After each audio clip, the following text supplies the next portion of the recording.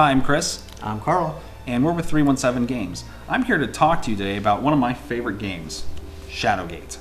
For the original NES, it was sincerely one of my favorite games of all time. I went through and not only beat this game, but I went and bought Beyond Shadowgate for the Turbo Duo, and I bought Shadowgate 64 for the Nintendo 64, and even got the remake on the Game Boy. Well, in 2014, they actually re-released Shadowgate for the PC and for other formats. And one of the Kickstarter exclusives was a card game, Quest of Shadowgate. And this has become one of my favorite card games, and we're here to show you how to play that game.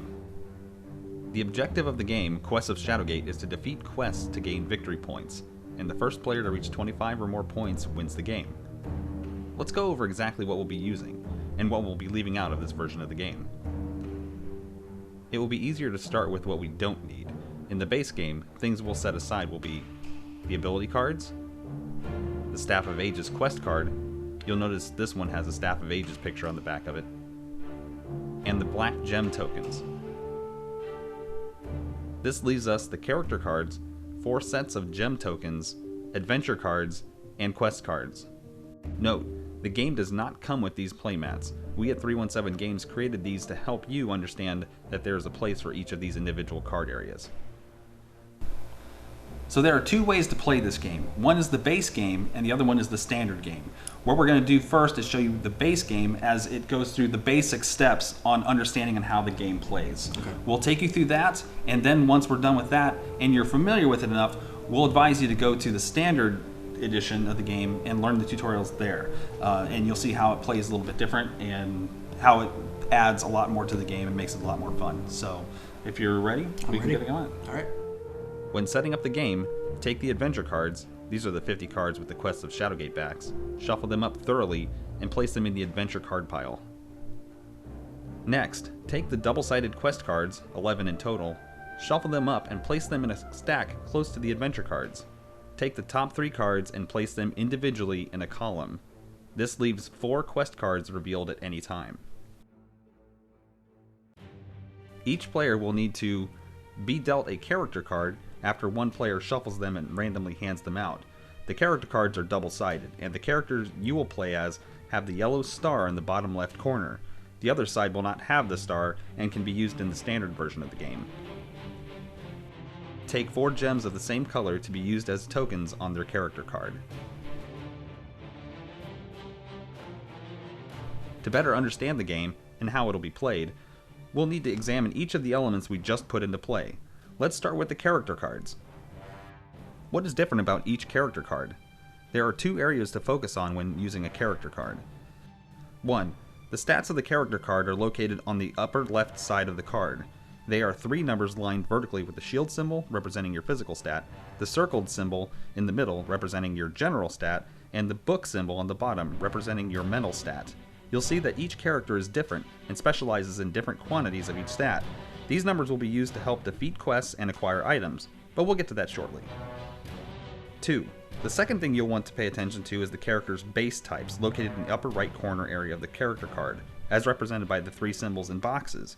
Each symbol represents an item type the character is proficient with. This will be helpful to understand when we start to talk about defeating quests using item cards. Again, we'll talk on that shortly.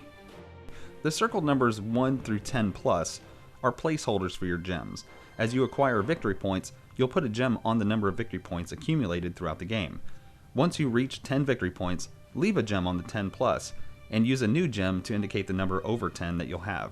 So for instance, if you have 14 victory points in total, you'll have a gem on the 4 circle and a gem on the 10 plus circle. Remember, the first to 25 or more wins.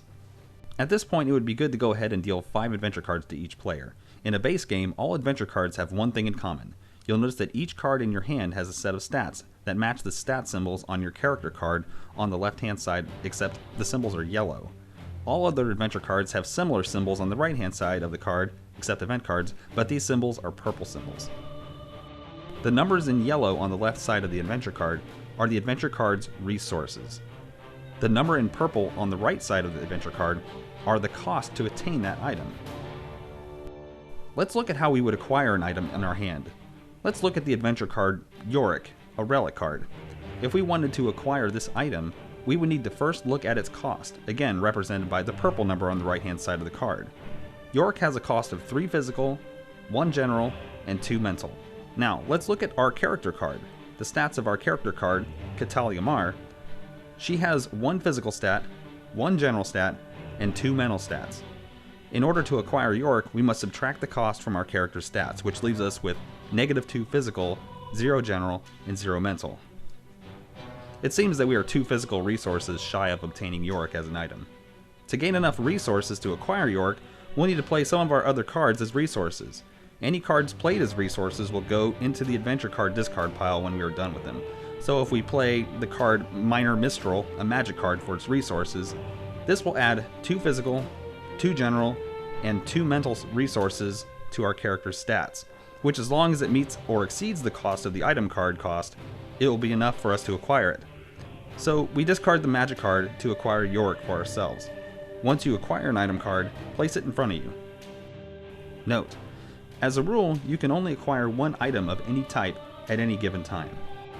The item's type is located in the upper right corner of the card, represented by a yellow, red, or blue symbol. The symbols are broken down into 3 classes: relics, which are blue symbols, weapons, which are yellow symbols, and magic, which are red symbols. Relic item types can be orb, stave, thorn, royal, which is the diamond symbol, or artifact, which is the chalice symbol. Weapon item types can be melee, which are represented by the 2 sword symbols, ranged, which look like arrows, or armor, which looks like a shield symbol. Magic item types can be fire, ice, which look like the snowflake, or wind. One thing to note is that the relic types, orb, stave, and thorn, have a red star next to them. These are a special relic type that play as relic items, but have a more special meaning in the standard version of the game. Fans of Shadowgate will know exactly what these items are. You can see that to make this easy to understand, we have created spaces for each card type on the mat for each type of card you can acquire. In the base game, we'll ignore the event card, the ability card, and the torch card spaces. 2 other card types are present in the adventure card deck as well. Wild cards are adventure cards, marked by the question mark, and they are item cards that can be used as any item type of your choice, except they cannot be the item types orb, stave, thorn, or any of the ones that match the base types on your character card. Event cards are not items, but can be played as a resource card to help pay for costs associated to acquiring items or defeating quests. In the base game, you'll ignore all other text on the event cards. This will have no meaning in the base game. To understand why we would even want to acquire items, we need to understand how quest cards work. The quest cards are used to gain victory points for yourself when you defeat them. How do you defeat them? Just as each adventure card, except events, has a cost, each quest also has a cost, the purple stats on the right hand side of the card, to defeat in the quest. In the exact same manner that you would use to acquire items, you'll use adventure cards as resources to add to your character's stats to meet or exceed the cost of a quest card, defeating it. Simply paying the cost of the quest is enough to gain 1 victory point for your character card, but each quest has different levels of difficulty that, when meeting an additional cost, will give you more victory points. We're going to set up a scenario in which we have acquired the Elven Longbow weapon item card, the Minor Minstrel magic item card, and the relic item card Yorick. Let's just say that in the progress of our game, these are our acquired items so far. Let's now look at the Silent Guard quest. If we meet the cost of 4 physical, 3 general, and 2 mental, we can gain 1 victory point. We again do this by spending cards in our hands as resources added to our character stats. As Catalia Mar, we need 3 physical, 2 general, and 0 mental resources to defeat the quest. Playing these resource cards, we can meet that with ease. Now, we noticed that to gain 3 victory points, we need a ranged weapon item in our acquired items as an additional cost. If we were to discard the ranged weapon, say the Elven Longbow card, after paying the quest cost, we would gain 3 victory points instead of 1. But wait, to gain 5 victory points, we would spend the Elven Longbow ranged weapon item and a magic item in the addition to the cost quest, which we have with the Minor Minstrel magic item card. To gain 8 victory points, we would need to spend the additional Yorick relic item card with the ranged and magic item cards on top of the quest cost. You can see how victory points can add up fast as long as you have the right acquired items in play. Here's the best part. When you pay the additional cost, you will need to discard the acquired items to the adventure card discard pile, unless the card used to pay for the cost matches one of the character base types on your character card. So in this example, playing as Catalia Mar, you would discard the ranged weapon item and the relic item Yorick to the discard pile, but you would get to keep the minor mistral magic item because it belongs to your base type. The rule is, you will never discard an item that shares the base type of your character card. Also, it should be noted, once an item is acquired or a quest completed, the cards used as resources are no longer in play, and your stats return to their normal stat numbers. And once an item is acquired, the acquired item cannot be used for resources to acquire other items. Acquired items are only to be used in meeting quest card level requirements. Now that we've covered the components of the game, we need to talk about how turns play themselves out. Turns are broken down into 3 phases: the action phase, the draw phase, and the end phase. Each player may perform 5 actions in the action phase of their turn.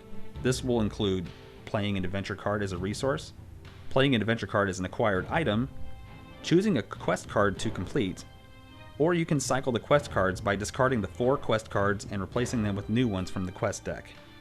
Certain adventure cards have the text, "No action required to play," which means you may play this card without spending one of your 5 actions.